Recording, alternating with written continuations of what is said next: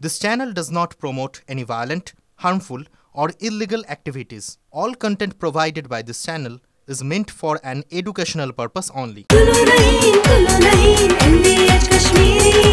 আরে কম দে কিন্তু খাঁটি দে। MDH কাশ্মীরি লাল লঙ্কার গুঁড়ো। MDH নমস্কার, আরো একবার স্বাগত আপনাকে TV9 বাংলায়। দুপুর 2টো মানেই এখন সময় ফুল অ্যান্ড ফাইনালের। আর ফুল অ্যান্ড ফাইনাল নিয়ে আজ আপনার সঙ্গে তনিষ্ঠার সঙ্গে আমি দীপ রয়েছি। আর শুরুতেই তনিষ্ঠা এই মুহূর্তে বড় খবরে নজর রাখতেই হচ্ছে, তার কারণ যে খবর আমরা পাচ্ছি বারুইপুরে বিজেপির বুথ সভাপতিকে খুন করা হয়েছে। মুম্বাইতে গ্রেপ্তার অভিযুক্ত। 8ই আগস্ট বারুইপুরে 15 নম্বর ওয়ার্ডে বিজেপির বুথ সভাপতি রাজীব বিশ্বাসকে পিটিয়ে খুনের অভিযোগ এই মুহূর্তের বড় খবর। বারুইপুরে বিজেপির বুথ সভাপতিকে খুন করে মুম্বাইতে গ্রেপ্তার করা হলো অভিযুক্তকে। 8ই আগস্ট বারুইপুরের 15 নম্বর ওয়ার্ডে বিজেপির বুথ সভাপতি রাজীব বিশ্বাসকে পিটিয়ে খুনের অভিযোগ। কিভাবে পুলিশ হদিশ পেল অভিযুক্তর জানবো, কথা বলবো আমাদের সহকর্মী, আমাদের সঙ্গে অভিজ্ঞান নস্কর রয়েছেন এই মুহূর্তে। অভিজ্ঞান, মুম্বাইতে গিয়ে অভিযুক্ত লুকিয়েছিল, পুলিশ কিভাবে তাকে ট্র্যাক করতে পারলো? দেখো, তোমাকে জানিয়ে রাখি যে বারুইপুরে যেভাবে হাড়হিম করা একটি হত্যাকাণ্ডের ভিডিও যখন ভাইরাল হয়ে যায়, তারপরে কিন্তু এটা নিয়ে রাজনৈতিক উত্তেজনা কিন্তু সেখানে ক্রমশ বাড়ছিল। বারবারে কিন্তু বিজেপি দল এবং পরিবার যেটা অভিযোগ করছিল যে শুধুমাত্র রাজীব বিশ্বাস বারুইপুর শহরের 15 নম্বর ওয়ার্ডের বিজেপির ওখানকার বুথ সভাপতি ছিল, তাকে নৃশংসভাবে তাকে পিটিয়ে হত্যা করা হয়, এমনকি তাকে হাসপাতালে পর্যন্ত তাকে নিয়ে যাওয়া হয়নি। আর এই হত্যাকাণ্ডের ঘটনায় অভিযোগ উঠেছিল রাজীবের বাবা নিতাই বিশ্বাস, ভাই অভিজিৎ সন্দীপ বিশ্বাস এবং তার সঙ্গে আরো দুজনের কিন্তু অভিযোগ উঠছিল তাদের সম্পর্কে। কেননা সেই সময় প্রতিবেশী একজন মোবাইলে ছবি তুলেছিল যখন তাকে বেধড়ক লাঠি দিয়ে বাঁশ দিয়ে মারধর করা হচ্ছিল। যদিও সেই ঘটনার পরে অভিযোগ ওঠে যে এই ঘটনার সঙ্গে তৃণমূল জড়িয়ে রয়েছে এবং তৃণমূলের লোকজনই হত্যাকাণ্ডের সঙ্গে জড়িয়ে। শুরুতেই পুলিশ ওই হত্যাকাণ্ডের ঘটনায় বাবা এবং ভাইকে গ্রেপ্তার করেছিল। তারপর সেই ভিডিও ভাইরাল হওয়ার পরে সেই ভিডিওকে একেবারে সেই ভাইরাল ভিডিও এই অমিত মণ্ডলকে বাঁশ দিয়ে বিজেপির বুথ সভাপতিকে পিটিয়ে মারতে দেখা যায়। এই মুহূর্তের বড় খবর, যেমনটা জানতে পারা যাচ্ছে যে দুজন গ্রেপ্তার হয়েছে। এই খবর পাওয়ার পরেই মুম্বাইতে শ্বশুর বাড়িতে গিয়ে গা ঢাকা দেয় অভিযুক্ত অমিত মণ্ডল। সেখান থেকে পুলিশ তাকে গ্রেপ্তার করলো। ভাইরাল ভিডিওতে এই অমিত মণ্ডলকেই বাঁশ দিয়ে বিজেপির বুথ সভাপতিকে পিটিয়ে মারতে দেখা গিয়েছিল। এখনো পর্যন্ত পুলিশের তরফ থেকে আর কি জানা যাচ্ছে অভিজ্ঞান?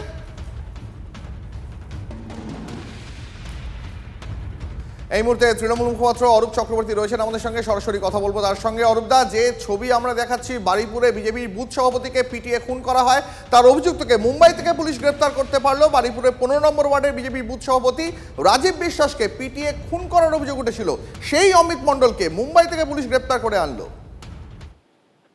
দেখুন, প্রথমত একটা জিনিস বুঝতে হবে যে এইটা একেবারেই পারিবারিক হিংসার মামলা। এখানে কোনো তৃণমূল বিজেপির বিষয় ছিল না, কারণ যাদের বিরুদ্ধে অভিযোগ, বাবা ছেলেকে আক্রমণ করেছেন, আরেক ভাই ছেলেকে আক্রমণ করেছে এবং তার নিরিখে খুন হয়েছে। তো স্বাভাবিকভাবে একটা পারিবারিক ঘটনা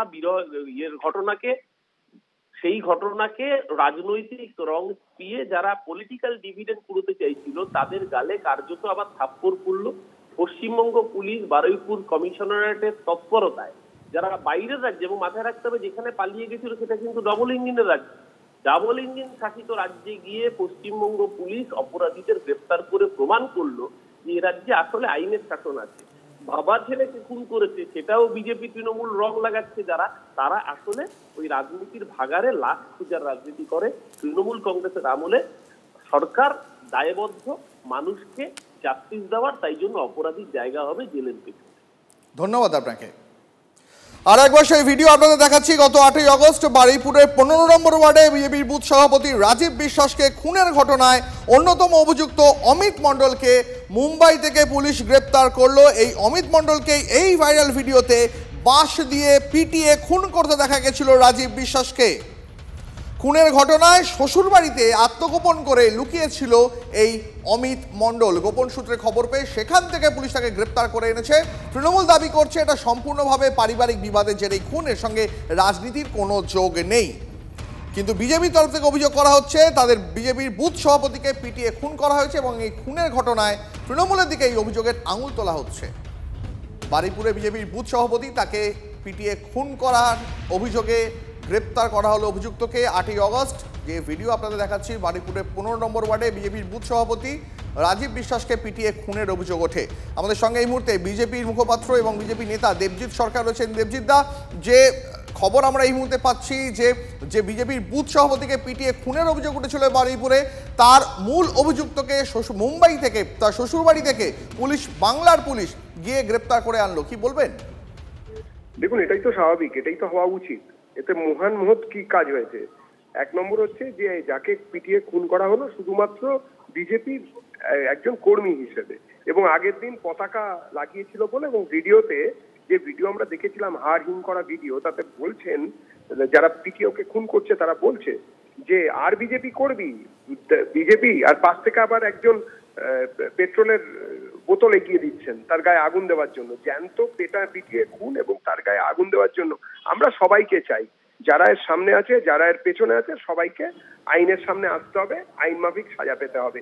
কে কখন ধরলো, কতটা ধরলো, তাতে কেস হালকা করে দেওয়ার পেছন থেকে কোনো প্যাঁচ আছে কিনা, এগুলো নিয়ে আমরা সন্দেহ আমাদের যথেষ্টই আছে। আমরা জিনিসটাকে শেষ অবধি দেখতে চাই। দেবজিতা, ধন্যবাদ আপনাকে। বাংলা জয় লক্ষ্য মোদীর, ফের স্পষ্ট করলেন শুভেন্দু।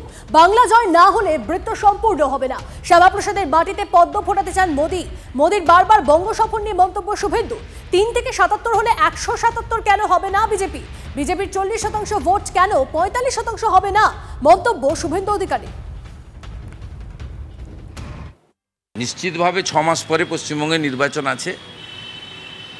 উনি দেশের বড় নেতা এবং উনি মনে প্রাণে চান ডক্টর শ্যামাপ্রসাদ মুখার্জি যে বাঙালি এই দল প্রতিষ্ঠা করার পিছনে ছিলেন, মানে জনসংঘ থেকে ভারতীয় জনতা পার্টি, সেই ডক্টর শ্যামাপ্রসাদ মুখার্জির মাটিতে যতক্ষণ না পদ্ম ফুটছে, 20টা 21টা 25টা যত রাজ্য হোক না কেন, বৃত্ত সম্পূর্ণ হয় না। স্বাভাবিকভাবে প্রত্যেকেই, রাষ্ট্রীয় নেতারা প্রত্যেকেই ইন্টারেস্টেড যে 3 থেকে যদি 77 হয়, 77 থেকে কেন 177 হবে না? যদি বিজেপির 10% ভোট বাড়তে বাড়তে 39-40%-এ গিয়ে দাঁড়ায়, তো 40% ভোটটা কেন 45% করা যাবে না? এটা তো স্বাভাবিকভাবেই সকলেই ইন্টারেস্টেড। তাদের চাওয়া এবং বাস্তবের মাটির মধ্যে কোনো সম্পর্ক নেই। তারা চাইছে, 2021-এও চেয়েছেন, তার আগেও চেয়েছেন, বাংলার মাটিতে যাই চান, আর প্রধানমন্ত্রী বারবার বলে যতবার আসবে তত আসন ওদের কমবে, সুতরাং উনি আসুন, ওনাকে আমরা সম্মান জানাবো। এবং বিজেপি যত যাই করুক, বাংলার মাটি থেকে রাজনৈতিকভাবে প্রত্যাখ্যিত, তারা 50-এর বেশি আসন পাবে না। পুজোর পরেই বাংলায় এসআইআর, কতটা প্রস্তুত বিজেপি জানতে সল্টলেকে বিজেপির দপ্তরের বৈঠকে শুভেন্দু অধিকারী। কথা বলবো এই বিষয় নিয়ে আমাদের প্রতিনিধি প্রদীপ্ত আমাদের সঙ্গে রয়েছে সরাসরি। প্রদীপ্ত, এই বৈঠকে মূল আলোচ্য বিষয়গুলো কোন কোনগুলো ছিল, ফোকাসে কোন বিষয়? দেখো, আজকে প্রথম নয়, 30শে আগস্ট এই ধরনের বৈঠক শুভেন্দু অধিকারীরা করেছিলেন এবং শুভেন্দুবাবু বলেন যে এই ক্ষেত্রে দল তাকে অলিখিতভাবে একটা দায়িত্ব দিয়েছে। মূলত দলের যে কর্মীরা রয়েছেন, যারা BLA 1 হিসাবে এবং BLA 2 হিসাবে কাজ করবেন, তারা কিভাবে কাজ করবেন, এই বিষয়গুলো নিয়েই কিন্তু এই বৈঠকগুলোতে আলোচনা হচ্ছে। এবং 30শে আগস্টের পর বেশ কয়েকটি জায়গায় শুভেন্দু অধিকারী নিজে যান, গিয়ে BLA 2 হিসাবে যারা রয়েছেন তাদেরকে প্রশিক্ষণের বন্দোবস্ত করেন এবং সেই সংক্রান্ত বিষয় নিয়ে আজকের বৈঠকে আলোচনা হয়েছে বলে আমরা জানতে পারছি। এবং আমরা জানি যে 30শে আগস্টের বৈঠকে কিন্তু এই বার্তা নেতাকর্মীদের দেওয়া হয়েছিল যে এটাই শেষ সুযোগ, অর্থাৎ SIR এর কাজে কোথাও যদি কোনো গাফিলতি থাকে তাহলে আদতে তা বিজেপির ক্ষতি হবে।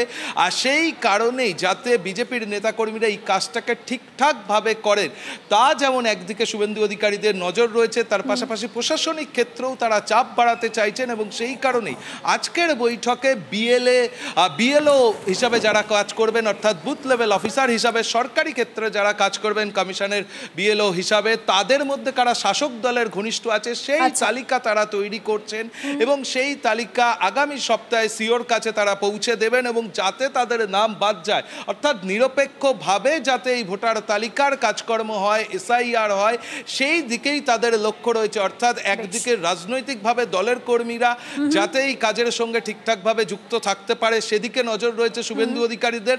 অন্যদিকে প্রশাসনিক ক্ষেত্রেও যাতে সামান্যতম কোনোভাবেই শাসক দল সুযোগ না পায় তাদের ঘনিষ্ঠ কর্মচারীদেরকে কাজে লাগিয়ে আলোচনা বৈঠকে সেই ভোকাল টনিক শুভেন্দু অধিকারী। অবশ্যই আমাদের নজর থাকবে সেদিকে। ধন্যবাদ প্রদীপ্ত।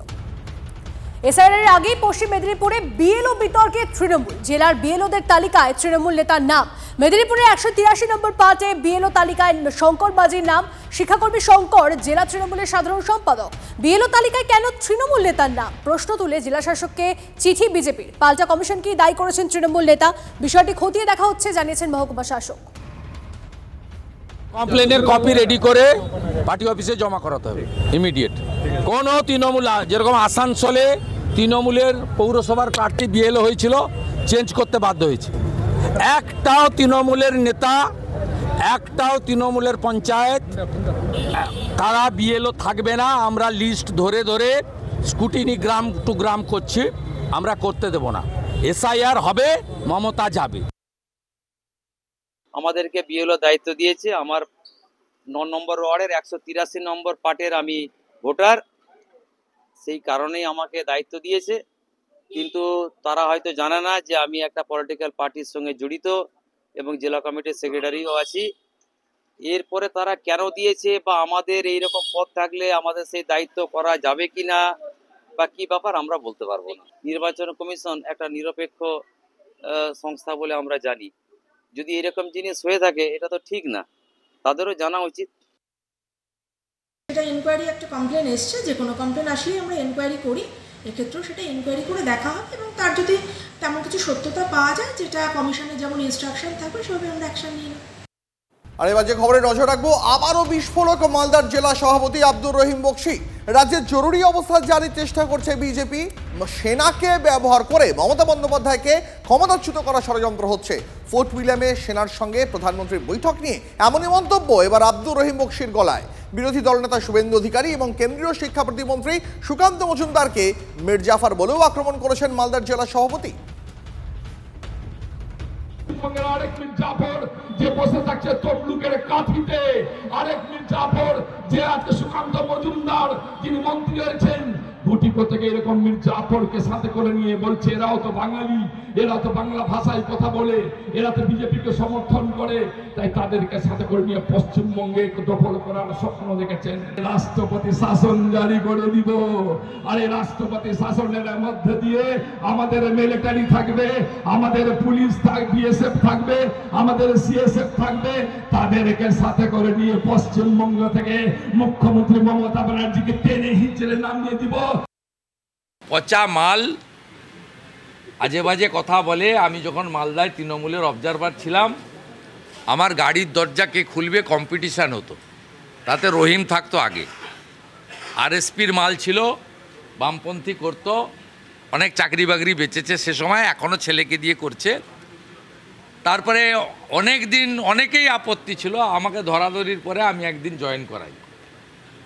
এই তো ক্যারেক্টার। আমি ওকে বলে দিলাম, ও যে ভাষায় যে টোনে কথা বলছে, ওর বিজেপি আসার পরে ও জেলে যাবে কয়েক ঘন্টার মধ্যে। আর মালতীপুরে 80% মুসলিম ভোটার। আমি যোগ বিয়োগ জানি, সাগরদিঘির অঙ্কটাও আমার জানা ছিল। মালতীপুরে ওকে যদি আমি হারাতে না পারি, আমার নাম শুভেন্দু অধিকারী নয়, আপনি নিশ্চিন্ত। বীরভূম পুরুলিয়ার পর আজ বসিরহাট ডায়মন্ড হারবারে নিয়ে বৈঠকে অভিষেক বন্দ্যোপাধ্যায়। 26-এর ভোটে বসিরহাটে তৃণমূলের বিশেষ নজরে সন্দেশখালী। শাহজাহান পর্বের পর লোকসভা ভোটে সন্দেশখালীতে পিছিয়ে ছিল তৃণমূল। ক্ষত সারিয়ে সন্দেশখালীর মন জয়, কি বার্তা আজ দেবেন অভিষেক, জানতে কথা বলবো, জানার চেষ্টা করবো। আমাদের সহকর্মী সৌরভ গুহ রয়েছেন আমাদের সঙ্গে। সৌরভ, একদিকে সন্দেশখালীর মন জয়ের চেষ্টা, অন্যদিকে তার নিজের রেকর্ড ভোটে জেতা ডায়মন্ড হারবার, কি কৌশল রয়েছে আজ অভিষেক বন্দ্যোপাধ্যায়ের, কি বার্তা তিনি দেবেন দলীয় সহকর্মীদের? প্রথমে একটা কথা বলবো যে বসিরহাট সাংগঠনিক জেলার পাশাপাশি আজকে বৈঠক হচ্ছে যাদবপুর সাংগঠনিক জেলা নিয়ে, ডায়মন্ড হারবার এবং এইগুলো নিয়ে পরবর্তীকালে হবে। সবথেকে যেটা গুরুত্বপূর্ণ, সবথেকে যেটা আজকের গুরুত্বপূর্ণ বিষয় যে যাদবপুরই বলো বা বসিরহাট, গোষ্ঠীদ্বন্দ্ব একটা খুব বড় ইস্যু, এবং সেই গোষ্ঠীদ্বন্দ্বের জায়গা থেকে দাঁড়িয়ে অভিষেক বন্দ্যোপাধ্যায় কী বার্তা দেন সেদিকে নিশ্চিতভাবে তাকিয়ে রয়েছে সবাই। এবং গতকালও কিন্তু গোষ্ঠীদ্বন্দ্বের ব্যাপারে সতর্ক করেছেন তিনি বীরভূম নেতৃত্বকে, এবং যে সাংগঠনিক জেলা নিয়ে তিনি বসছেন সেখানে সর্বাত্মক যাতে ফলাফল করতে পারে দল, সেই দিকেই কিন্তু মূল নজর রয়েছে তার। সেই জায়গা থেকে আজকের এই সাংগঠনিক বৈঠকে দলের ঐক্যটাই কিন্তু এই মুহূর্তে সবথেকে বড় চিন্তার কারণ, এবং দলের ঐক্য ঘিরেই কিন্তু মূল বিষয়টি আলোচনার মধ্যে রয়েছে। এবং সেই দিকে কি বার্তা দেন অভিষেক, নিশ্চিতভাবে রাজনৈতিক মহল সেদিকে তাকিয়ে আছে। সৌরভ, ধন্যবাদ তোমাকে।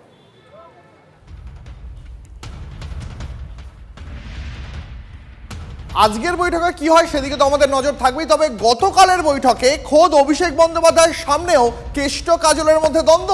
ব্লক সভাপতির বদল নিয়ে বাদানুবাদ হয়, সিদ্ধান্ত নেবেন দলনেত্রী। গতকাল জানিয়ে দেন অভিষেক, কাজল অনুব্রতকে একসঙ্গে চলার নির্দেশ দেন দলের সেকেন্ড ইন কমান্ড। 26-এর ভোটে বীরভূমের 11টি আসনেই জয়ের টার্গেট বেঁধে দিয়েছেন অভিষেক বন্দ্যোপাধ্যায়। ক্যামাক স্ট্রিটের বৈঠকে কোর কমিটির কাজেরও প্রশংসা করেছেন অভিষেক। কোনো একজন ব্যক্তি নয়, গোটা সামগ্রিক নেতৃত্বের ওপরেই ফের আস্থা প্রদর্শন করেছেন তিনি। পুরুলিয়ায় বিজেপির উত্থান রুখতে সরকারের উন্নয়ন প্রকল্প বাস্তবায়ন এবং প্রচারেও জোর দিয়েছেন অভিষেক বন্দ্যোপাধ্যায়। অভিষেক একসঙ্গে চলার বার্তা দিলেও বীরভূম আছে বীরভূমেই। ক্যামাক স্ট্রিটে বৈঠকের দিনেই সিউড়িতে কেষ্ট কাজল শিবিরের দ্বন্দ্ব। দলীয় মঞ্চ থেকেই পরস্পরকে আক্রমণ অনুব্রত কাজল অনুগামীদের। নাম না করে সিউড়ি 2 নম্বর ব্লকের সভাপতিকে নিশানা তৃণমূলের অঞ্চল সভাপতি। দলের মঞ্চ থেকে কুলাঙ্গার, চাকরি চোর বলে আক্রমণ। অন্যদিকে অনুব্রত ঘনিষ্ঠ নেতাকে নিশানা কাজল ঘনিষ্ঠ নুরুল ইসলামের। আজকে আমরা হয়ে গেলাম কুলাঙ্গার। তোমার রাজনীতির বয়স কতটা? আমি 50 বছর হলো রাজনীতি। তুমি কোথায় ছিলে? কটা মেম্বার জিতিয়েছ? সিউড়ি 2 নম্বর মানুষ তোমাকে অনাস্থা এনেছে। তোমার লজ্জা নাই, তোমার শরম নাই। আজকে কুলাঙ্গার তুমি, না আমরা? তোমার সঙ্গে লোক নাই, তুমি কুলাঙ্গার। তুমি অপমান করেছো, তুমি চাকরি চুরি করেছো, তোমার পরিবার লাভবান। সিপিএম এর সঙ্গে রাজনীতি করছো, সিপিএম বিজেপির কয়েকটা লোক নিয়ে হারাইপুরের মধ্যে ছড়িয়ে ঘুরেছো, হাত বাঁধদের সাথে নিয়েছো। ওই হাত বাঁধ দিকে 8 ঘন্টা লাগবে যুদ্ধ করতে। আমার সঙ্গে থাকবেন তো, মানে টাকা আছে আর কি, আমার টাকা আছে, আমার সঙ্গে থাকবেন তো। হয় তুই নেতা, তোকে কে নেতা বলে রে? তোকে যে নেতা বলে,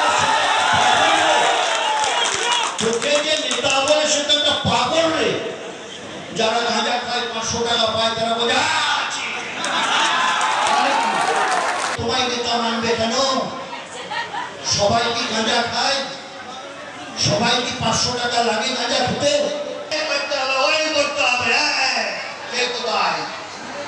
তৃণমূলকে কলঙ্কিত করার মতো কথা এগুলো। কেন তৃণমূল কংগ্রেস দলে এই সমস্ত মানুষ চলবে না। বালির টাকা, পাথরের টাকা, কয়লার টাকা, গরু পাচারের টাকা, এই টাকা কে কত ভাগ নেবে সেটা নিয়ে এই গোষ্ঠীদ্বন্দ্ব। স্বাভাবিকভাবে এই গোষ্ঠীদ্বন্দ্ব থামার কোনো গল্প নাই। তৃণমূল কংগ্রেসের কাটমানির টাকা কে বেশি পেয়েছে, কে বেশি পাবে, আর কে আগামী দিনে খাবে, এটা তো লড়াই। এ লড়াই তৃণমূল যতদিন, গোষ্ঠীদ্বন্দ্ব ততদিন। এটা মূল সমস্যা, সেটা হচ্ছে যে গোষ্ঠীদ্বন্দ্বটা কী নিয়ে? লুটের ভাগ নিয়ে। তো লুটের ভাগ নিয়ে যে গোষ্ঠীদ্বন্দ্ব হয়, সেই গোষ্ঠীদ্বন্দ্ব কি বাঁচি বাঁচিয়ে নেবে বন্ধ হয়? আর যারা মেটাতে চাইছে তারা তো এই লোকজনদের কাছ থেকেই তোলা তোলে। তাহলে ওদের ওপরের তোলা যদি এক একজনের কাছ থেকে এক রকমভাবে আসে, নিজের গোষ্ঠীদ্বন্দ্ব মিটবে না। শুধু মিটবে একটা জায়গাতে, ভোট চুরি করার সময়। পুজো উপলক্ষে কেন্দ্রের আগাম বেতনের সিদ্ধান্তেও বাঙালি আবেগ। রাজ্যের কেন্দ্রীয় সরকারি কর্মীরা এই মাসের বেতন পাবেন 26 তারিখ। প্রধানমন্ত্রীকে ধন্যবাদ জানিয়ে পোস্ট সুকান্ত মজুমদারের। কেন্দ্রের সিদ্ধান্ত বাঙালি আবেগের প্রতি অনন্য সম্মান। এই সিদ্ধান্ত প্রমাণ করল বাঙালির সুখ দুঃখ আনন্দ উৎসবে কেন্দ্র পাশে আছে। এই সিদ্ধান্ত বাঙালির সংস্কৃতির প্রতিও গভীর শ্রদ্ধা নিবেদন করে, দাবি কেন্দ্রীয় মন্ত্রী সুকান্ত মজুমদারের। এখন ভোট এসছে তাই পুজোর নাম, এরাই তো বলেছিল যে দুর্গা যে হেরিটেজ, দুর্গার যে লাইনে থেকে দুর্গার জন্ম হয়েছে তাই নিয়ে প্রশ্ন করলেন বিজেপি নেতারা। এখন ভোট আসার সময় তাদের হঠাৎ দুর্গা প্রীতি জেগে উঠেছে, তার কারণ এরা শুধুমাত্র ভোট বোঝে, না বোঝে বাংলা সংস্কৃতি, না বোঝে বাংলা কালচার। ওদের এদের দিকে কিছু হবে না, ওরা যা ইচ্ছে বলুক, বাংলার মানুষ যা সিদ্ধান্ত নেওয়ার নিয়েছে। এদিকে 4 দিন পেরিয়ে গেলেও এখনো অধরা গুলশান কাণ্ডের পান্ডা মেনে ফেরোজ। গোপন আস্তানা থেকে দিব্যি সোশ্যাল মিডিয়ায় একের পর এক হুমকি দিচ্ছে। কখনো তার নিশানায় পুলিশ, কখনো তার নিশানায় তৃণমূল কাউন্সিলর সুশান্ত ঘোষ। চ্যালেঞ্জ করছে সে, তারপরেও কেন মিনি ফিরোজকে পুলিশ খুঁজে পাচ্ছে না? কোন নেতার হাত রয়েছে মিনি ফিরোজের মাথায়? আমাদের সহকর্মী সায়ন্ত, যিনি শুরু থেকে এই গোটা ঘটনাকে ফলো করছেন, তার সঙ্গে কথা বলবো। সায়ন্ত, এই মিনি ফিরোজের মতন লোকেরা যারা আড়ালে আবডালে সোশ্যাল মিডিয়াতে থেকে দিব্যি একের পর এক হুমকি দিয়ে যাচ্ছে, পুলিশ ধরতে পারছে না কেন? কার হাত রয়েছে এই মিনি ফিরোজের মাথায়?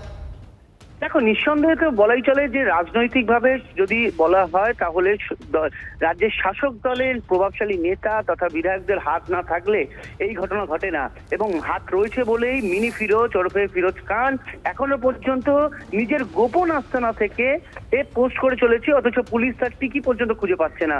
স্বাভাবিকভাবে এটা তো বড়সড় প্রশ্নে উঠছে পুলিশের ভূমিকা নিয়ে, পুলিশ নিষ্ক্রিয়তা নিয়ে, এবং সেটাই কিন্তু বারবার করে গুলশান কলোনির বাসিন্দারাও দাবি করছেন যে পুলিশ যদি চাইতো তাহলে মিনি ফিরোজ বিহারে পালিয়ে যাওয়ার আগেই ধরা পড়ে যেত, কিন্তু সেটা ধরা পড়েনি। এবং আরেকটা বিষয়, দীপ, মিনি ফিরোজ যে সোশ্যাল মাধ্যমে বা ফেসবুকে যে পোস্টগুলো করছে সেখানে কিন্তু সে বসে বলছে সে বিহারের নওদা জেলায় রয়েছে, অর্থাৎ সে নিজের লোকেশনটাও জানিয়ে দিচ্ছে, অথচ পুলিশ এখনো পর্যন্ত ধরতে পারলো না। পুলিশ জানাচ্ছে পুলিশ টিম তৈরি করেছে, গ্রেফতার হবে শীঘ্রই, কিন্তু ঘটনার পর প্রায় 5 দিন কাটতে চললো। গত বৃহস্পতিবার সন্ধ্যা থেকে রাত পর্যন্ত তাণ্ডব চলেছে গুলশান কলোনিতে, আজকে মঙ্গলবার বিকেল হতে চললো, এখনো পর্যন্ত ফিরোজ খানকে ধরা যায়নি। তাই ফিরোজ খান যেভাবে তার গোপন আস্তানা থেকে বসে সোশ্যাল মিডিয়ায় হুমকি দিচ্ছে, সেই ভিডিওটাও এই মুহূর্তে দর্শকদের দেখাবো। দেখুন আপনারা, পুলিশ এখনো পর্যন্ত তার হদিশ পাচ্ছে না, কিন্তু সে নিজে ভিডিওতে বলছে সে বিহারে লুকিয়ে রয়েছে। শুনুন। ममता बनर्जी ये देखे इसलिए कि कल को देखिए हो सकता है ये पॉइंट मिल जाएगा हम लोग का अगेंस्ट पार्टी को, मुद्दा मिल जाएगा ये बीजेपी को मुद्दा, ठीक है। हम मजबूर है, आज प्रेस कॉन्फ्रेंस जो कर रही मेरा मजबूरी है, क्योंकि अगर आवाज मेरा थाना अगर सुन लेता तो हम आज यहाँ तक नहीं आते। हम जालसाजी चालबाजी आदमी ना जालसाजी करेगा, चालबाजी ही करेगा, ठीक है। तो दादा 107 नहीं है कि आप वहाँ का आदमी का पीछे लग के उसको उल्टा पुल्टा और उल्टा समझाइएगा। हम खुद टेढ़ा हैं, हमसे सीधा से बात कीजिएगा, हम सीधा है, टेढ़ा से बात कीजिएगा तो हम बहुत बड़ा टेढ़ा है हम, इसलिए ना हमसे लगने का नहीं।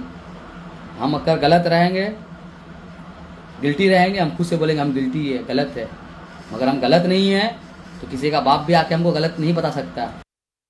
না, এই মোড়টাকেই টার্গেট করে দুষ্কৃতীরা বারবার করে। ঘটনা ঘটলে দেখবেন এখানেই ঘটে, কারণ এখানে আমি বসি, আমার লোকজনরাও এখানে থাকে।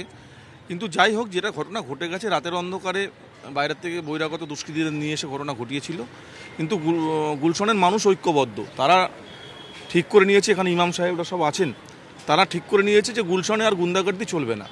গুলশন যেরকম শান্ত ছিল আবার পুনরায় আগের জায়গায় ফিরে যাবে, আর ক্রিমিনালদের গুলশনে কোনো ঠাঁই নেই। এখন থেকে এখানকার ছেলেরা প্রতিনিয়ত নিজেরা প্রত্যেকটা অঞ্চল পাহারা দেবে, যাতে বহিরাগত গুন্ডারা ভেতরে এখানে প্রবেশ করতে না পারে। ওই 4 বছর ধরে অনেক হুমকি আমি দেখেছি, অনেক হুমকি আমি শুনেছি। সাধারণ মানুষ তো আতঙ্কে থাকবেই। ওটা কিছু দুষ্কৃতী এসছিল, তারা যতটা না ঘটনা ঘটিয়েছে তার চেয়ে বেশি পালিয়ে যাওয়ার মানসিকতা ছিল। এদের নিয়ে আমি চিন্তা করছি না, মানুষ, গুলশনের মানুষ এদের বিরুদ্ধে রুখে দেবে এদেরকে। আগামী 2026-এর ইলেকশন আছে, তাদেরকে কাজে লাগাতে হবে, সেই জন্য তাদেরকে কিছু অ্যাকশন নেওয়া হচ্ছে না, এটা তো পরিষ্কার হয়ে গেছে। যাদেরকে ভোট করিয়ে প্রতিনিধি বানিয়েছে তাদের মুখের সামনে তারা বলছে যে ভোটের সময় আমাকে তাহলে ডাকেন কেন? তাহলে ভেবে দেখুন, এই পুরো ভোটটাই এইসব গুন্ডাগর্দি তৃণমূলদের দ্বারা, এই ক্রিমিনালদের দ্বারা হচ্ছে, এবং এদের এতেই জিতছে। তাই জন্য এদেরকে কিছু করার বা শাস্তি দেওয়ার পুলিশ কেন, কারুর অধিকার নেই। নীরব মোদি, বিজয় মালিয়া, তারা সবাই অপরাধী জানতাম। তারা বিভিন্ন জায়গায় ঘুরে বেরিয়েছেন, ভারত সরকার তাদের ফেরত আনতে পারেনি। তারা ফেসবুকে, অন্য অন্য মিডিয়াতে তারা হৈ হৈ করে বেড়াচ্ছে। তো এখানে যে কালপ্রিট, সে নাকি পালিয়ে আছে, পালিয়ে কোথায় আছে? খুব সম্ভবত বিহার কিংবা ঝাড়খণ্ড। তার মানে কোনো না কোনো বিজেপি শাসিত রাজ্যে গিয়ে পালিয়ে আছেন, এবং এই পালিয়ে থাকার ব্যাপারে অর্জুন সিংয়ের মতন যারা বিজেপির গুন্ডা তাদের সাহায্য হলেও থাকলেও থাকতে পারে। বেঙ্গল ফাইলস না দেখানোর প্রতিবাদ, হাতিবাগান মোড়ে বিক্ষোভ বিজেপি মহিলা মোর্চার ছবি আসছে আমাদের কাছে। আপনাকে জানি রাখি, বেঙ্গল ফাইলস না দেখানোর প্রতিবাদ হাতিবাগান মোড়ে এই মুহূর্তে যে ছবি দেখছেন, বিক্ষোভ বিজেপি মহিলা মোর্চার।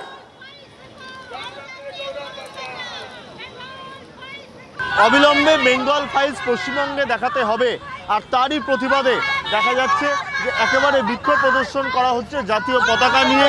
মূলত তাদের বক্তব্য যে কলকাতায় যে সিনেমা হলগুলো রয়েছে তথা রাজ্যে বিভিন্ন জেলায় যে সিনেমা হলগুলো রয়েছে সেখানে বেঙ্গল ফাইলস অবৈধভাবে একেবারে ব্যান করে দেওয়া হয়েছে, সেগুলো কোনোভাবে ব্যান করা যাবে না, দেখাতে হবে। তারই প্রতিবাদে হাতিবাগান ক্রসিংয়ে বিক্ষোভ। ক্যামেরা কল্যাণের সঙ্গে সুশোভন, TV9 বাংলা। অবিলম্বে দ্য বেঙ্গল ফাইলসকে প্রতিটি সিনেমা ঘরে দেখাতে হবে। বাংলার মানুষ যেন বাংলার ইতিহাসের সত্যতা থেকে বঞ্চিত না থাকে, তার জন্য আমাদের আজকে প্রতিবাদ। দ্য বেঙ্গল ফাইলস সিনেমা রাজ্যে সর্বত্র দেখানোর আর্জিতে এবার কলকাতা হাইকোর্টে জনস্বার্থ মামলা দায়ের। রাজ্য সরকার কোনোভাবেই সিনেমা প্রদর্শনী বাধা দিতে পারে না, দাবি মামলাকারীর। আর একবার আপনাদেরকে জানিয়ে রাখি, দ্য বেঙ্গল ফাইলস সিনেমা রাজ্যে সর্বত্র দেখানোর আর্জিতে এবার কলকাতা হাইকোর্টে জনস্বার্থ মামলা দায়ের। রাজ্য সরকার কোনোভাবেই সিনেমা প্রদর্শনী বাধা দিতে পারে না, দাবি মামলাকারীর। ফের সিঙ্গুর বিতর্ক উস্কে দিলেন স্পিকার বিমান বন্দ্যোপাধ্যায়। সিঙ্গুরে টাটাদের কারখানা না হওয়ায় বাংলার বিশেষ ক্ষতি হয়নি। সিঙ্গুরে কারখানা হলে বিশেষ কিছুই হতো না। বাংলায় অনেক গাড়ির কারখানা আছে, ন্যানো বাজার থেকে উঠেই গেছে, মন্তব্য বিধানসভার অধ্যক্ষের। পাল্টা আক্রমণের শুভেন্দু অধিকারী। না, এমন কিছু বিষয় না। আমাদের এখানে ইন্ডাস্ট্রি অনেক হয়েছে, সিঙ্গুর একমাত্র ইন্ডাস্ট্রি না। সিঙ্গুর হলে পরে একদম উজ্জীবিত হয়ে যেত, এটা আমি মানতে পারি না। সিঙ্গুরটা তারা যেভাবে করতে চেয়েছিলেন এবং তাতে যেভাবে কৃষকদের জমি জোর করে অধিগ্রহণ করা হয়েছিল, ওখানকার যারা কৃষক, যারা কৃষির সঙ্গে যুক্ত রয়েছেন তারাই আপত্তি করেছিল। কি এমন বিশ্বাস হতো আমি তো কিছু জানি না। একটা গাড়ির কারখানা হতো, গাড়ির কারখানা এখানে পশ্চিমবঙ্গে গাড়ির কারখানা আছে, বাইরেও অনেক গাড়ির কারখানা রয়েছে, এর বেশি তো কিছু হতো না। ওরা তো অন্য জায়গায়, ওরা অন্য রাজ্যেও করছেন, গাড়ি তৈরি করছেন, কিন্তু সেখানেও তাদের উৎপাদনশীলতা এবং সেখানকার যেটা প্রযুক্তি সেটাও খুব বেশি যে কাজে লাগছে আমার মনে হয়। ওই যে আপনাদের ন্যানো, টাটা ন্যানো তো উঠেই গেছে বাজার থেকে। আমাদের এখানে অনেক ইন্ডাস্ট্রি আছে, এসব কথা ঠিক না। ওটা মমতার দালাল, মমতাকে খুশি করার জন্য বলেছে, যেমন বিধানসভায় করে। ওকে বুঝিয়ে দেব, কোর্ট কন্টেম্পটও করেছি। মমতা ব্যানার্জি সিকিউরিটি নিয়ে ঢুকেছিল, ও 14 বছরে এই স্পিকার মমতার দালাল একটাও মেম্বারশিপ খারিজ করেনি। আমি ওকে বুঝিয়ে দেব কোর্টে যে ভারতবর্ষের সংবিধান 10th শিডিউল ফাইনাল, আপনি ফাইনাল নন। সিপিএম নেতা সুজন চক্রবর্তী এই মুহূর্তে আমাদের সঙ্গে রয়েছেন। সুজন বাবু, আপনি শুনলেন বিমান বন্দ্যোপাধ্যায়ের বক্তব্য সিঙ্গুর নিয়ে। একেবারে বোগাস, ফালতু, কিচ্ছু না জেনে কথা বলা। সিঙ্গুরের কারখানাটা না হয় বাংলার কোনো ক্ষতি হয়নি, বরং বাংলার শাসক দলের লাভ হয়েছে। এটা উনি বলতেই পারতেন যে বাংলার শাসক দলের লাভ হয়েছে। তারা যোগ্যতাহীন অবস্থাতে ভোটে যেভাবেই হোক একটা এদিক ওদিক করে নেতামন্ত্রী হয়েছে। কেউ একজন 14 বছর ধরে স্পিকারের পদে থেকে কার্যত এ রাজ্যের বিধানসভাকে কলুষিত করেছেন। এইগুলো লাভ হয়েছে। শাসক দলের নেতাদের বেআইনি সম্পদ হয়েছে প্রচুর, কিন্তু বাংলার যুবকদের সর্বনাশ হয়েছে। তারা কাজ পাচ্ছে না, ভিন রাজ্যে চলে যেতে হচ্ছে। বাজার কাজের এত দুর্বল যে মাস্টার ডিগ্রি পাস করা, গ্র্যাজুয়েট, মাস্টার ডিগ্রি, ইঞ্জিনিয়ার 10, 12, 14 হাজার টাকার কাজের জন্য খুঁজে বেড়াতে হচ্ছে। বাংলার মানুষের সর্বনাশ হয়েছে, যুবকের সর্বনাশ হয়েছে, ভবিষ্যতের সর্বনাশ হয়েছে, অর্থনীতির সর্বনাশ হয়েছে।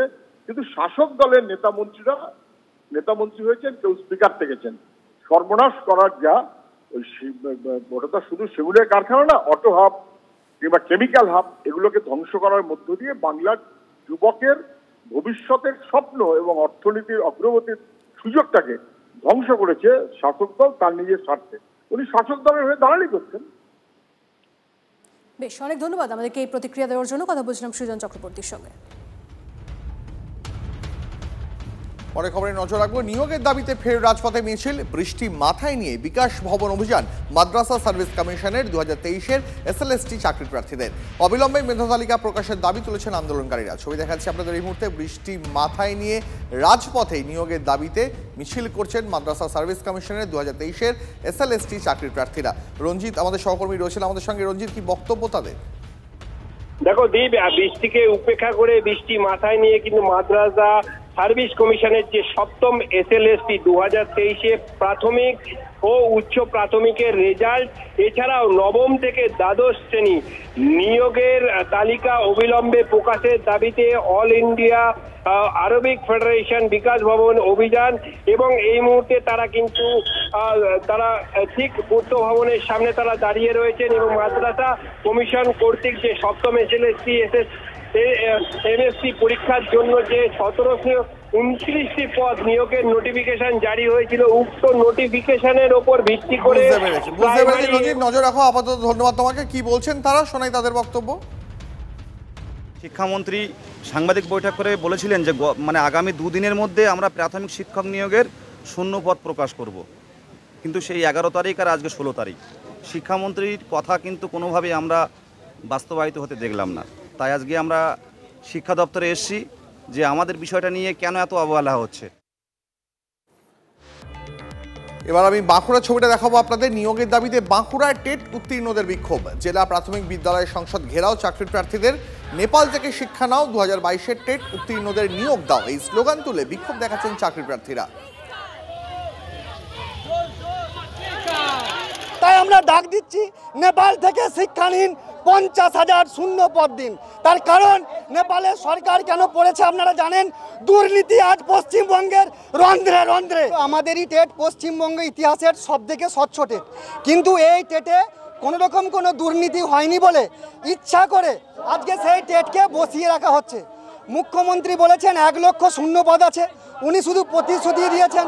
উনি বারবার এটাও বলেছেন যে, এটাও পরে বলেছেন প্রতিশ্রুতি মনে প্রতারণা।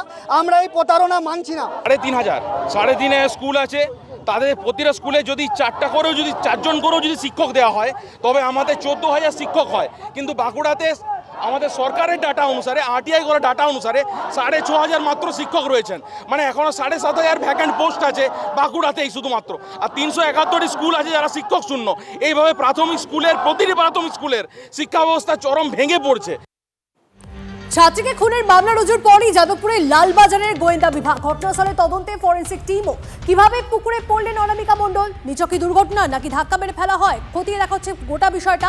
কথা বলবো আমাদের প্রতিনিধি সুমনের সঙ্গে। সুমন, একাধিক প্রশ্ন এই মৃত্যুর পর থেকে, এখন অবধি ঠিক কি আপডেট পাওয়া যাচ্ছে? কয়েকটা বিষয় খুব পরিষ্কার করে বুঝতে হবে। যে অংশে ঘটনা ঘটেছে সেখানে কোনো সিসিটিভি কভারেজ নেই। এদিকে অনামিকার বাবা কালকেই খুনের অভিযোগ করেছে এবং পুলিশ তদন্ত শুরু করেছে। লালবাজারের যে গোয়েন্দা শাখা তারা এই ঘটনার তদন্ত করছে এবং ইতিমধ্যেই আজকে ফরেন্সিক টিম পৌঁছে গিয়েছিল ঘটনাস্থলে। প্লেস অফ অকারেন্স থেকে তারা বেশ কিছু প্রমাণ সংগ্রহ করেছে। তার কারণ একমাত্র প্রত্যক্ষদর্শীদের বয়ান এবং সার্কামস্টেন্সিয়াল এভিডেন্স, অর্থাৎ পরিস্থিতিগত যে প্রমাণ, তার উপরে ভিত্তি করে কিন্তু পুলিশকে এই তদন্ত করতে হচ্ছে। যেহেতু কোনো ক্লোজ সার্কিট ক্যামেরা নেই, তাই এই ফরেন্সিক খুবই গুরুত্বপূর্ণ। যেখান থেকে ফরেন্সিক এলিমেন্ট কালেক্ট করা হয়েছে, তার সঙ্গে সঙ্গে গোয়েন্দা শাখা প্রত্যক্ষদর্শীদের বয়ানের ভিত্তিতে কিন্তু তদন্ত এগিয়ে নিয়ে যাচ্ছে। এবার বাবার যে অভিযোগ, সেই অভিযোগে কিন্তু খুন, আর অন্যদিকে যেটা পারিপার্শ্বিক তথ্য প্রমাণ থেকে উঠে আসবে, দুটোকে মিলিয়ে কিন্তু পুলিশকে তদন্ত শেষ করতে হবে। তন্নিষ্ঠা, বেশ নজর রাখো সুমন, ধন্যবাদ। আর এবার যাদবপুরকে জঞ্জাল মুক্ত করার হুঁশিয়ারি শুভেন্দুর। নাম না করে ফের বাম ছাত্র সংগঠনকে নিশানা করলেন, যাদবপুরকে মূল স্রোতে ফেরাতে পারে বিজেপি। ঠিক কি বলেছেন তিনি, শোনাবো। বিজেপিকে আনতে হবে পশ্চিমবাংলায়, যদি যাদবপুরকে মূল স্রোতে ফেরাতে হয় এবং যাদবপুরের হিতগৌরব ফিরিয়ে আনতে হয়। প্রচণ্ড আবর্জনা হয়েছে এবং সেই আবর্জনাটা বিষাক্ত। বিষাক্ত আবর্জনাকে পরিষ্কার একমাত্র বিজেপি করতে পারে। উত্তরপ্রদেশ, আসামের মতো বিজেপি পারে এখানে পরিষ্কার করতে, যেখানে বন্দে মাতরম গাইতে দেয় না, জাতীয় সঙ্গীত গাইতে দেয় না, জাতীয় পতাকা তুলতে দেয় না, সেখানে খুবই প্রয়োজন। দেবাঞ্জন দে এসএফআই নেতা, তিনি আমাদের সঙ্গে রয়েছেন। দেবাঞ্জন বাবু, আপনি শুনলেন শুভেন্দু অধিকারীর বক্তব্য, কি বলবেন, সহমত হবেন? এটা স্পষ্ট যে যিনি এই ধরনের বক্তব্য রাখছেন বাংলার লেখাপড়া জগতে উনি নিজে একটি আবর্জনা, এবং ওনার দল কন্টিনিউয়াস এই আবর্জনা বাড়িয়েছে। এবং সব মিলিয়ে যাদবপুর বিশ্ববিদ্যালয়ের এই যে মর্মান্তিক ঘটনা, আমরা বারবারই শুরু থেকেই বলেছি যে স্বচ্ছ নিরপেক্ষ উচ্চ পর্যায়ের তদন্ত আমরা দাবি করেছি, এবং কোনো রকম যদি ফাউল প্লে হয়ে থাকে, যারা দোষী তাদেরকে শাস্তি দিতে হবে।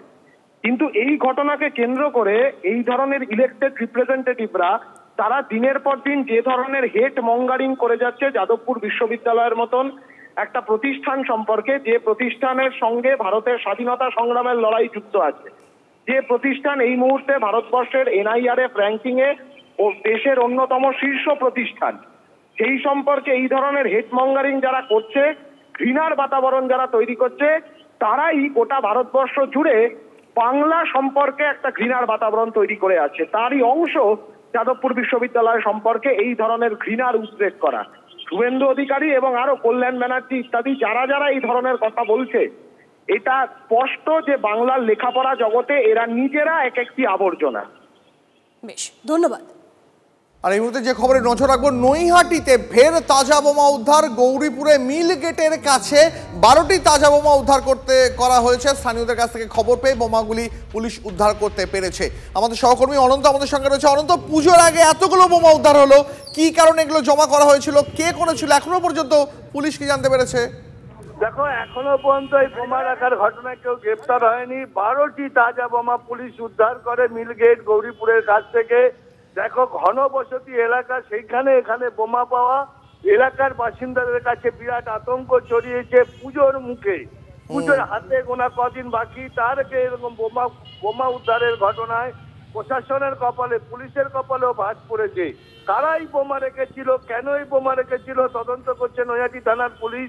যদিও ইতিমধ্যে এই বোমা রাখা নিয়ে নৈহাটি এলাকায় তৃণমূল এবং বিজেপির চর্চা শুরু। বোমা কারা রাখলো, একে অপরের গায়ে দোষ চাপানোর চেষ্টা করছে। তবে পুলিশ এই মুহূর্তে কাউকে গ্রেফতার করতে পারেনি।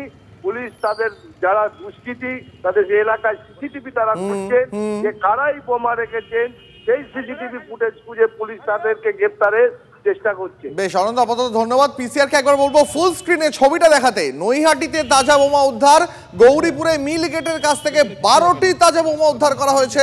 স্থানীয়দের কাছ থেকে খবর পেয়ে পুলিশ বোমাগুলি উদ্ধার করে। পুজোর আগে বোমা উদ্ধার হওয়ায় এলাকায় আতঙ্ক ছড়িয়েছে। 100 মিটারের দূরে সন্তোষ যাদবের মার্ডার হয়, তারপর এই ধরনের বোমা পাওয়া গেছে। এটা আরও এই ধরনের তৃণমূল কংগ্রেসে যারা সক্রিয় কর্মী রয়েছে তাদেরকে আঘাত করার জন্য, তাদেরকে পরিকল্পিতভাবে তাদেরকে খুনের রাজনীতি করার জন্য ভারতীয় জনতার পার্টি এবং প্রাক্তন সাংসদ করছেন। 2-4টে উইপোকা আছে নৈহাটিতে, যাদেরকে দিয়ে এটা করানো হচ্ছে। যে ডায়লগে যাতে তৃণমূলের সক্রিয় কর্মীরা ভীত সন্তুষ্ট হয়ে যায়, তার পরিকল্পনা করে এইসব জিনিসগুলো, এগুলো বিজেপি ছাড়া এইসব কাজ কেউ করে না। ইকবালপুরে প্রতিবাদীকে কুপিয়ে খুন, 8 দিন পার এখনো গ্রেপ্তারি শূন্য। এখনো পর্যন্ত কেউ গ্রেপ্তার না হওয়ায় প্রশ্নের মুখে পুলিশের ভূমিকা। ইকবালপুর থানার সামনে সোমবার বিক্ষোভ দেখায় কংগ্রেস। বাড়ির সামনে মদের আসরে গালিগালাজের প্রতিবাদ করায় 32 বছরের জয়রাম প্রসাদকে কুপিয়ে খুন করার অভিযোগ ওঠে ইকবালপুরে। সেই ঘটনায় মূল অভিযুক্ত আমজাদ সহ 5 জনের বিরুদ্ধে মামলা দায়ের হয়, কিন্তু সপ্তাহ ঘুরে গেল এখনো অধরা দুষ্কৃতীরা। পুলিশের ভূমিকাতে স্বাভাবিকভাবেই খুঁজছেন স্থানীয় বাসিন্দারা।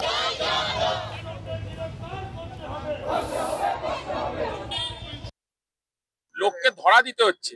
রাকেশ সিং এর মতন ক্রিমিনাল, সে বলছে যে আমি এখানে আছি, চলে এসো আমার কাছে।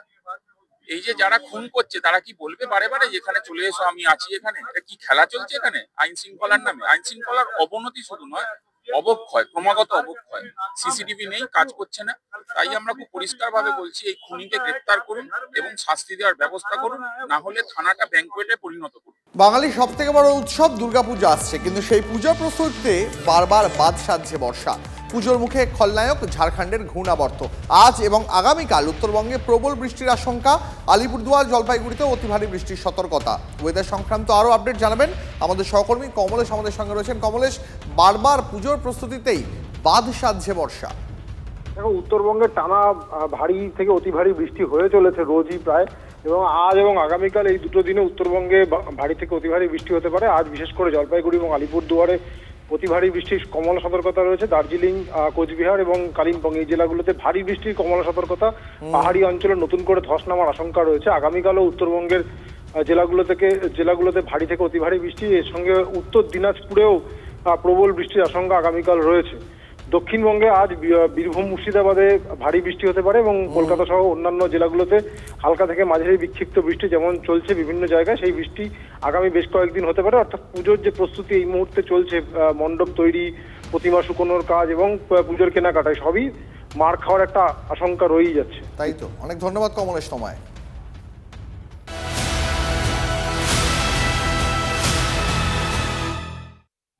মেঘভাঙা বৃষ্টিতে বিপর্যয় উত্তরাখণ্ডের দেহরাদুনে টামসা নদীতে ভেসে গেলেন 5 দিনমজুর। জলের তোড়ে ভাসলো ঘর বাড়ি হোটেল। সেই ভয়াবহ ছবিগুলো বিগ ওয়ালে আপনাদেরকে দেখাবো। পিসিআরকে রিকোয়েস্ট করবো সেই ছবিগুলো দেখানোর জন্য। এই মুহূর্তে যে ছবি আপনারা দেখছেন, রাস্তার উপর দিয়ে বইছে চন্দ্রভাগা। দেহরাদুনে রেড অ্যালার্ট, বন্ধ স্কুল। দেহরাদুনে উদ্ধার কাজে এসডিআরএফ, এনডিআরএফ। উত্তরাখণ্ডে বিপর্যয়ের খোঁজ খবর নিলেন প্রধানমন্ত্রী। মুখ্যমন্ত্রী ধামির সঙ্গে কথা মোদি, অমিত শাহের। উত্তরাখণ্ড সরকারকে সাহায্যের আশ্বাস কেন্দ্রের। যে ছবি আপনারা দেখছেন টিভি9 বাংলা এক্সক্লুসিভ যে ছবি আপনারা দেখছেন, দেহরাদুনে ভয়াবহ ছবি। রাস্তার উপর দিয়ে বইছে নদী, মেঘভাঙা বৃষ্টি, আর সেই বৃষ্টিতে বিপর্যয় উত্তরাখণ্ডের দেহরাদুনে। টামসা নদীতে ভেসে গেলেন 5 দিনমজুর। জলের তোড়ে ভাসলো ঘর বাড়ি হোটেল। আর এই মুহূর্তে উদ্ধার কাজও চলছে, তড়িঘড়ি উদ্ধার কাজ চলছে। এনডিআরএফ, এসডিআরএফ যৌথভাবে উদ্ধার কাজ চালাচ্ছে। এই মুহূর্তে সেই ছবিটাও দেখছেন আপনারা, উদ্ধার কাজের ছবি। একসঙ্গে পিসিআরকে বলবো আমি 5-5টা ছবি দেখাতে, যে ভয়াবহ পরিস্থিতি হয়ে রয়েছে দেহরাদুনের। রাস্তা ভেঙে নদীতে, দেখুন ছবিটা দেখুন, পরিস্থিতি ঘুরে দেখলেন ধামি। অন্যদিকে মেঘভাঙা বৃষ্টিতে বিপর্যয়ে উদ্ধার কাজে এনডিআরএফ। সমস্ত ছবি আপনাদেরকে দেখাচ্ছি, ভয়াবহ ছবি উত্তরাখণ্ডে।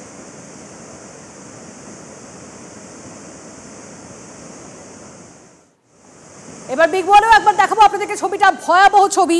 এই মুহূর্তে যে ছবি আপনারা দেখছেন দেহরাদুনের ছবিটা দেখছেন আপনারা, একেবারে রাস্তার উপর দিয়ে বইছে নদী, ভেঙে গেছে, ধস নেমেছে, বাড়ি হোটেল সমস্তটাই নদীতে বয়ে গেছে, এমন ছবি দেখা যাচ্ছে। এবং তার পাশাপাশি আপনাদেরকে জানিয়ে রাখি যে উদ্ধার কাজ, সেই উদ্ধার কাজ চলছে এই মুহূর্তে। সেই ছবিটাও চালাচ্ছে পিসিআর, যে ছবি আপনারা দেখছেন। এনডিআরএফ, এসডিআরএফ যৌথভাবে এই মুহূর্তে উদ্ধার কাজ চালাচ্ছে। ভয়াবহ অবস্থা আপনারা দেখতেই পাচ্ছেন। ছবিটা দেখলে ব্যাপকতাটা বোঝা যায় যে কি অবস্থা হয়েছে দেহরাদুনের রেড অ্যালার্ট চালু হয়েছে এই মুহূর্তে, বন্ধ স্কুল কলেজ সমস্তটাই। আর যে ছবি আপনারা দেখছেন, এনডিআরএফ, এসডিআরএফ যৌথভাবে উদ্ধার কাজ চালাচ্ছে। উত্তরাখণ্ডের বিপর্যয়ের খোঁজ খবর নিলেন প্রধানমন্ত্রী।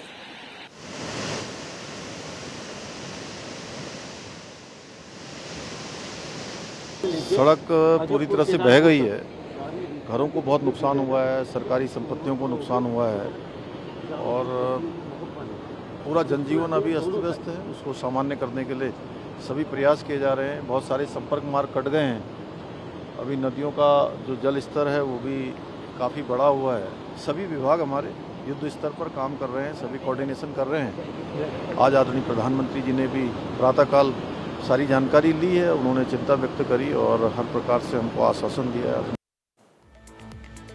উত্তরাখণ্ডের ছবিটা আপনারা দেখলেন। এবার আপনাদের হিমাচলের ছবিটা দেখাই, কারণ সেখানেও পাহাড়ি ধসে বিপর্যস্ত হিমাচলের বহু এলাকা। পিসিআরকে বলবো একবার বিগ স্ক্রিনে হিমাচলের ছবিটা দেখুন একবার। হিমাচলের অবস্থা, কোনটা রাস্তা কোনটা নদী বোঝার দায়, কারণ এই মুহূর্তে হিমাচল জুড়ে যা অবস্থা, এই মুহূর্তে মান্ডিতে, শুধুমাত্র আপনাদের জানি রাখি হিমাচলের মান্ডিতেই ধসে অন্তত 3 জনের মৃত্যু হয়েছে। হিমাচলের একাধিক জেলাতে, বলতে গেলে প্রায় সবকটি জেলাতে এই মুহূর্তে ভারী বৃষ্টি হচ্ছে। ছবির অবস্থাটা এই মুহূর্তে দেখুন একবার ছবিটা দেখুন। হিমাচলের ছবি দেখাচ্ছি, মান্ডিতেই, শুধুমাত্র মান্ডিতেই ধসে 3 জনের মৃত্যু হয়েছে। হিমাচলের সব মিলিয়ে প্রায় 500-র কাছাকাছি রাস্তায় যান চলাচল এই মুহূর্তে প্রায় বন্ধ। এই মুহূর্তে পিসিআরকে একবার বলি আমরা, যে পাশাপাশি দুটো ছবি দেখাই, একদিকে উত্তরাখণ্ডের ছবি দেখাই, একদিকে হিমাচল প্রদেশের ছবি দেখাই। পাশাপাশি দুটো ছবি দেখাবো, কারণ বিপর্যস্ত এই মুহূর্তে 2 জায়গায় অবস্থা অত্যন্ত খারাপ। কারণ দেহরাদুন, সেখানে এই মুহূর্তে যে ছবি আপনারা দেখতে পাচ্ছেন, পাশাপাশি হিমাচলের ছবি দেখাচ্ছি। হিমাচলেও সব মিলিয়ে প্রায় 500-র কাছাকাছি রাস্তায় যান চলাচল প্রায় বন্ধ। অতিবৃষ্টির সতর্কতা জারি করা হয়েছে হিমাচল জুড়ে। এদিকে মালদায় গঙ্গার প্রবল স্রোতে ভেসে গেল রিং বাঁধ, মুহূর্তের মধ্যে জলে গেল 6 কোটি টাকা। হু হু করে জল ঢুকছে রতুয়া রতনপুরে। কি পরিস্থিতি, সার্বিক অবস্থাটা জানবো আমাদের প্রতিনিধি সুব্রতোষ থেকে। সুব্রতোষ। হ্যাঁ দেখো, মূলত রতুয়া 1 নম্বর ব্লকের পশ্চিম রতনপুরে মানে হঠাৎ করে 1 নম্বর মানে পুরো রিং বাঁধটা, যেটা প্রায় 6 কোটি টাকা খরচ করে সেটা তৈরি করা হয়েছিল, সেটা ভেঙে গিয়ে ইতিমধ্যেই রতুয়া 1 নম্বর ব্লক মানিকচকের বিস্তীর্ণ এলাকা এবং ভূতনি এলাকার মধ্যে জল ঢুকে পড়েছে। এবং সবচেয়ে বেশি ক্ষতিগ্রস্ত ভূতনি, এই কারণে যে একদিকে গঙ্গা অন্যদিকে ফুলহাট, 2 নদীর মানে জলে ইতিমধ্যেই প্লাবিত অসংখ্য পরিবার। তারা আগে থেকেই তো বাঁধ ভেঙে যাওয়ার জন্য এই এলাকার মধ্যে বহু জলবন্দী হয়ে রয়েছে এখনো বহু মানুষ, এবং লক্ষ লক্ষ মানুষ তো মানে শুধুমাত্র ভূতনি এছাড়াও যদি দেখা যায় রতুয়াতেও রয়েছে, তাহলে সব মিলিয়ে বহু মানুষ অনেক জায়গায় এতটাই দুর্গম এলাকা যে সেই সমস্ত জায়গায় কিন্তু তোমার ত্রাণ পৌঁছানো বা বিশেষ করে ওষুধ পৌঁছানো এটাও প্রায় সম্ভব হচ্ছে না। পরিস্থিতিকে নজর রাখো সুব্রতোষ, ধন্যবাদ। শুল্ক সংঘাতের মধ্যেই দ্বিপাক্ষিক বাণিজ্য বৈঠকে ভারত এবং আমেরিকা। দিল্লিতে বাণিজ্য চুক্তি নিয়ে আলোচনায় ভারত এবং আমেরিকা। মার্কিন টিমের নেতৃত্ব আজ দিচ্ছেন বাণিজ্যের প্রধান ব্রেন্ডন লেন্স, আর ভারতীয় দলের নেতৃত্ব দিচ্ছেন বাণিজ্য মন্ত্রকের বিশেষ সচিব রাজেশ আগরওয়াল। এতদিন ধরে ভার্চুয়াল বৈঠক হচ্ছিল, এই প্রথম সামনাসামনি আলোচনায় বসছেন দুই দেশের আধিকারিকরা। আজকের বৈঠক থেকে কি নির্যাস বেরোতে পারে জানতে কথা বলবো আমাদের নয়াদিল্লির প্রতিনিধি জ্যোতির্ময় আমাদের সঙ্গে রয়েছেন। জ্যোতির্ময়, আমরা লাগাতার দেখছিলাম কখনো ট্রাম্প চাপ দিচ্ছেন, আবার কখনো ভারত তার অনড় মনোভাব দেখাচ্ছে। আজকের বৈঠক থেকে সমাধান সূত্র বেরোবে? দেখো, আমরা দেখতে পাই যে এর আগে 7ই আগস্ট প্রথম 25% ট্যারিফ চাপানো হয়েছিল, কিন্তু তারপরও ভারত যখন রাশিয়ার থেকে তেল কেনার সিদ্ধান্ত অব্যাহত থাকে বা সেই সিদ্ধান্তে যখন অনড় থাকে, তখন আরো 25% এক্ষেত্রে ট্যারিফ বসানো হয়। এই 50% ট্যারিফ বসানোর পরে ভারতের তরফ থেকে আলোচনা প্রাথমিকভাবে বন্ধ রাখা হয়েছিল এবং তার পরবর্তী ক্ষেত্রে মূলত ভার্চুয়াল আলোচনাই হয়েছে। এবারে যে ছবিটা আমরা দেখতে পাচ্ছি তা হচ্ছে assistant US trade representative for south and central Asia Brendan Lynch, তার নেতৃত্বাধীন একটি প্রতিনিধি দল তারা গতকাল এসেছে। তাদের একদিনের সফর এবং আজকে কেন্দ্রীয় বাণিজ্য মন্ত্রকের আধিকারিকদের সঙ্গে তারা বৈঠক করছেন এবং বাণিজ্য মন্ত্রকের বিশেষ সচিব রাজেশ আগরওয়াল তিনি নেতৃত্ব দিচ্ছেন। দুটি দেশ মুখোমুখি আলোচনায় বসেছে এবং ইতিমধ্যেই কমার্স মিনিস্ট্রির তরফ থেকে আশা প্রকাশ করা হয়েছে যে জট তৈরি হয়েছে সেই জট অত্যন্ত দ্রুত খুলে যাবে। তার কারণ সচিব পর্যায়ের বৈঠকের পাশাপাশি এরপরে মন্ত্রী পর্যায়ের বৈঠকের সম্ভাবনাও রয়েছে বলে সূত্র মারফত আমরা জানতে পারি। একেবারে জ্যোতির্ময়, ধন্যবাদ তোমাকে। আরও একটা জেনে রাখার জন্য খবর আপনাদের জানা খুব জরুরি, কারণ তৎকালের পর এবার জেনারেল ক্যাটাগরি অনলাইনে দূরপাল্লার ট্রেনে সংরক্ষিত ট্রেনের টিকিট কাটার ক্ষেত্রে আধার বাধ্যতামূলক করার পথে আরও এক ধাপ এগুলো রেল মন্ত্রক। আধার সংযোগ না থাকলে প্রথম 15 মিনিট টিকিট কাটার উইন্ডো খুলতেই পারবেন না যাত্রীরা, ফলে সেই সময় টিকিট কাটার কোনো সুযোগ পাবেন না। 15 মিনিট পর অবশ্য সেই নিষেধাজ্ঞা আর থাকবে না, স্বাভাবিক নিয়মেই তখন টিকিট কাটা যাবে। দালাল রাজ রুখতে আগামী 1 অক্টোবর থেকেই চালু হচ্ছে রেলের এই নতুন নিয়ম। রেল মন্ত্রকের তরফ থেকে জানানো হয়েছে আইআরসিটিসির ইউজার আইডির সঙ্গে আধার যোগ না থাকলে বুকিং উইন্ডো খোলার মানে টিকিটের জন্য টিকিট বুক করার জন্য যখন আপনি আইআরসিটিসির ওয়েবসাইটে ভিজিট করবেন তার উইন্ডো খোলার প্রথম 15 মিনিট ট্রেনের সংরক্ষিত শ্রেণীতে টিকিট কাটতে পারবেন না আপনি। MDH চানা মশলা, এখন ছোলা হোক বা বরবটি দানা, সাদা চানা হোক বা কালো, সব রান্নাই হবে অসাধারণ।